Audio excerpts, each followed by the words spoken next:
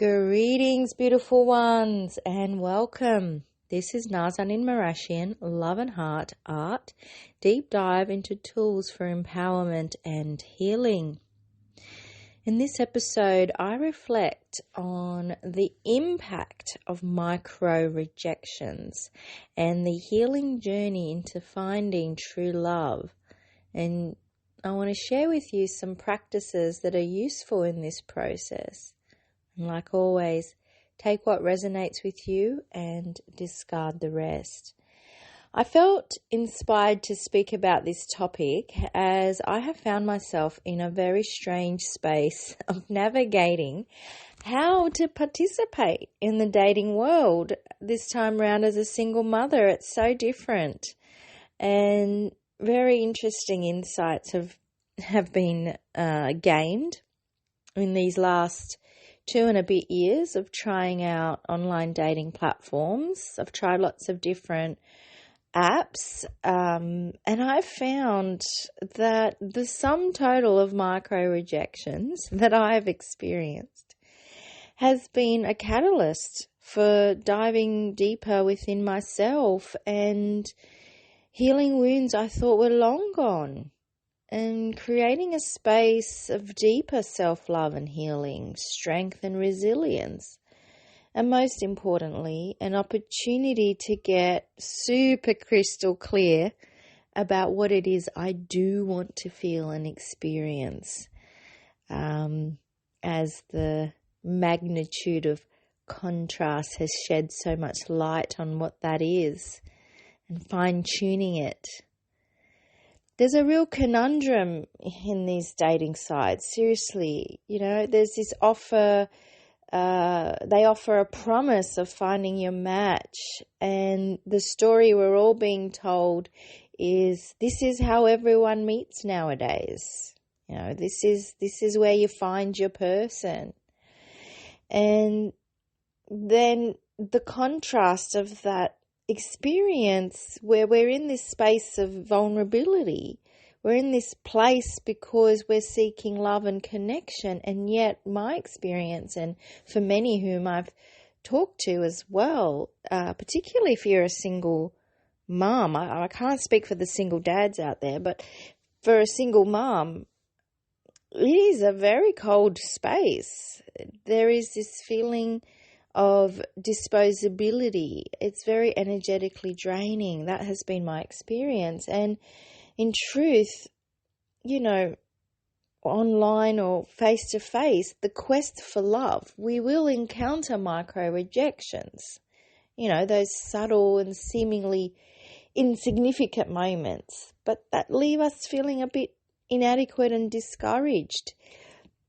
But on the online platform, these micro-rejections are really amplified because they're on a mass scale.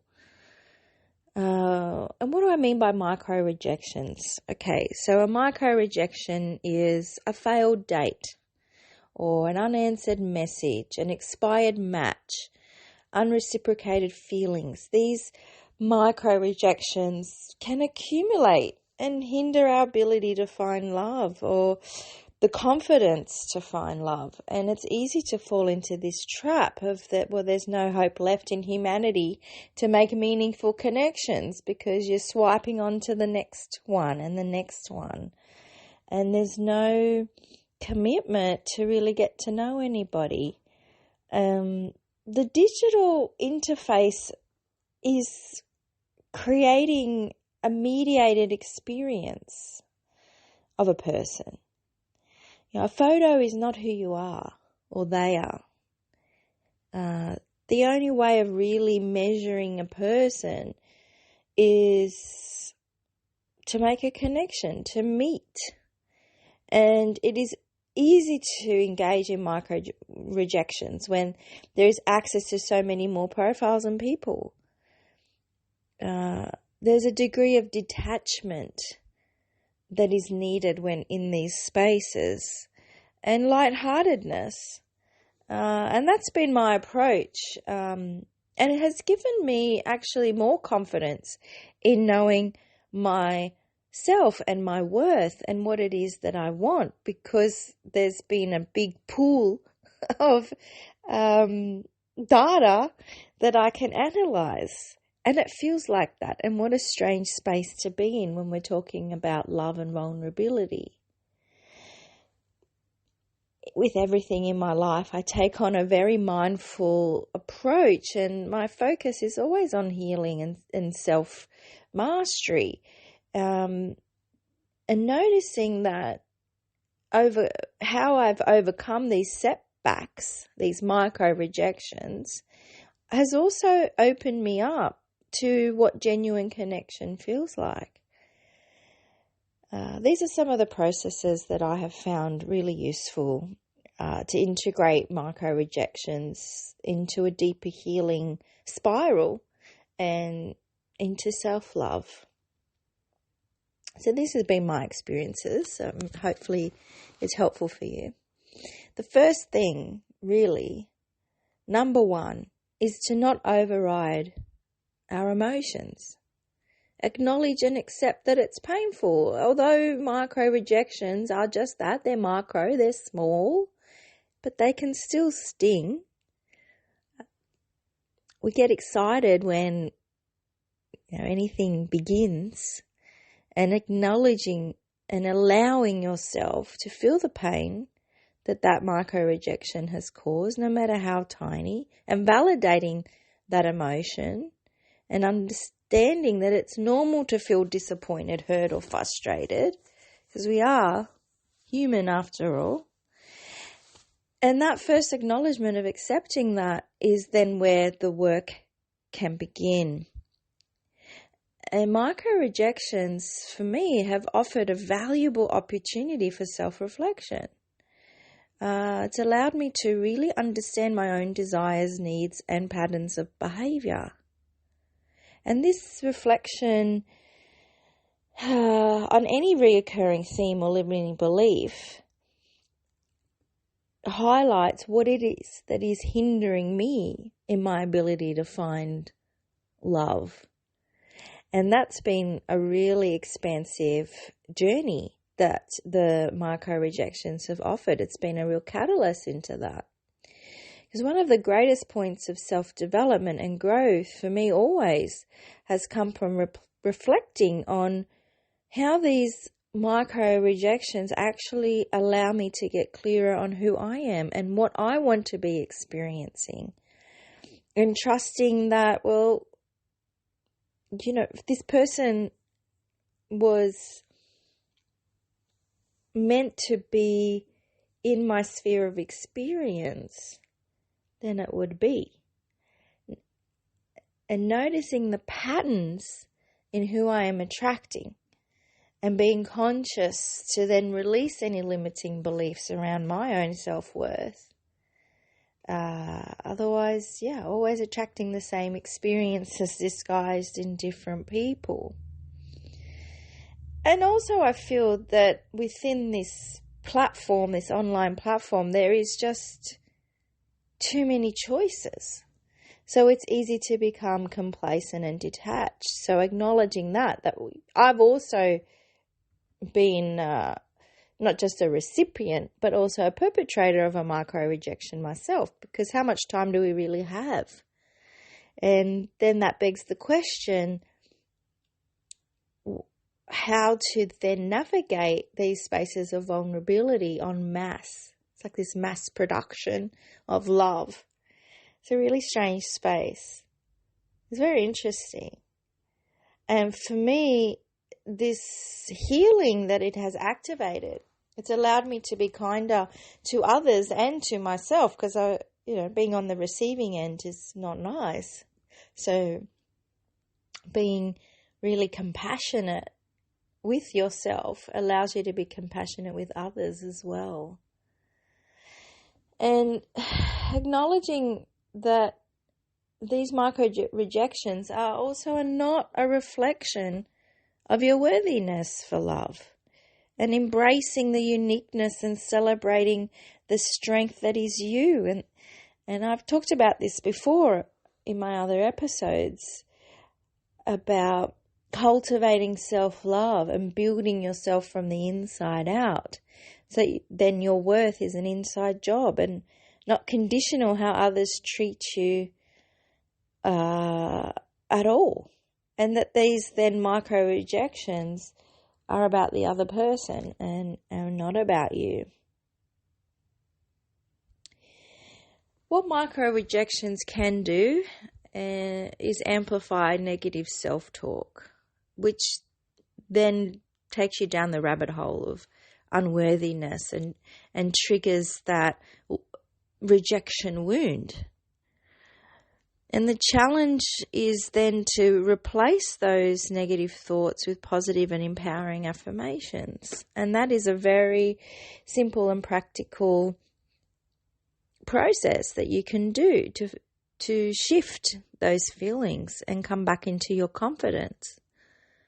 Focusing on your own qualities and achievements and the love that you have to offer is the building of the self-confidence and self-love needed to attract healthier relationships, whether they're online or face-to-face, however you want to engage in meeting people.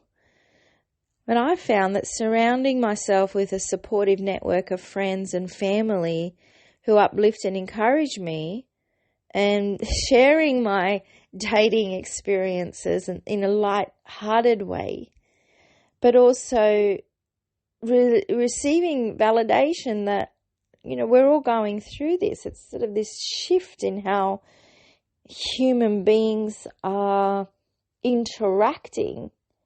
But it doesn't have to be. Just because everyone else is doing it doesn't mean I have to be doing it. And the more I support and heal myself, the more I engage in self-care activities and boosting my overall well-being and doing things that bring me joy without needing someone to come along with me.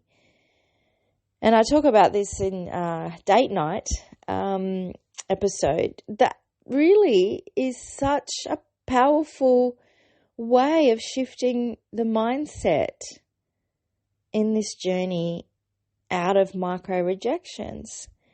Because, taking a break and taking yourself out on dates and giving yourself all that you desire really removes the weight of needing anyone else to validate you or bring joy to you.